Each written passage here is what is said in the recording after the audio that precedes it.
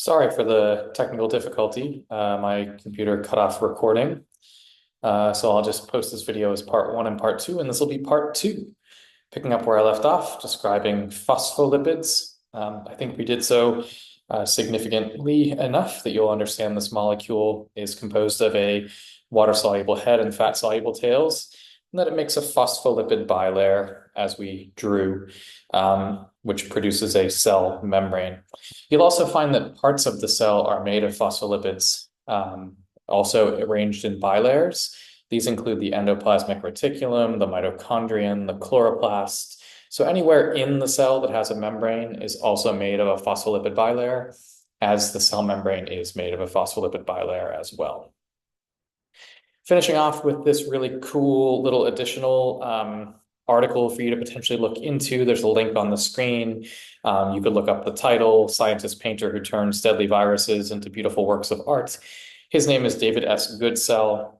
This is his painting of his rendering of COVID-19, the coronavirus that causes COVID-19, I should say, since COVID-19 is the disease.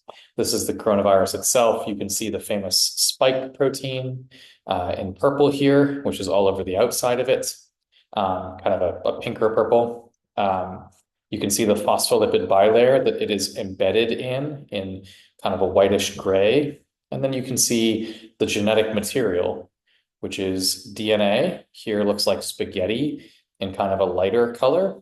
And proteins the DNA is wrapped around. Those here are shown in like a darker purple.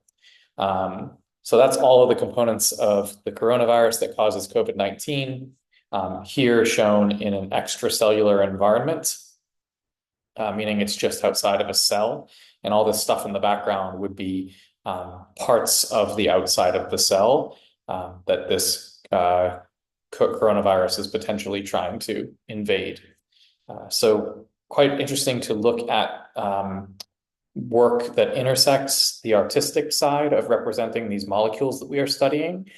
You can see that he's actually showing their like molecular structures and scientific detail that is extremely accurate. So he's intersecting that artistic rendering with very accurate and informative molecular and we might say scientific detail. So David S. Goodsell is a really cool person to look into, and I recommend looking at his artwork. All right, as I usually do, here are some terms to potentially be familiar with, as they will help you to think about the material that you should have learned from this week's 3 and 4 video. You can look up any of these terms that you need to, make sure you have a sense of them and how they fit with this material. If you can engage with this terms list and feel pretty good about what they mean in context, then you're probably doing quite well with the material so far. Thanks, everybody.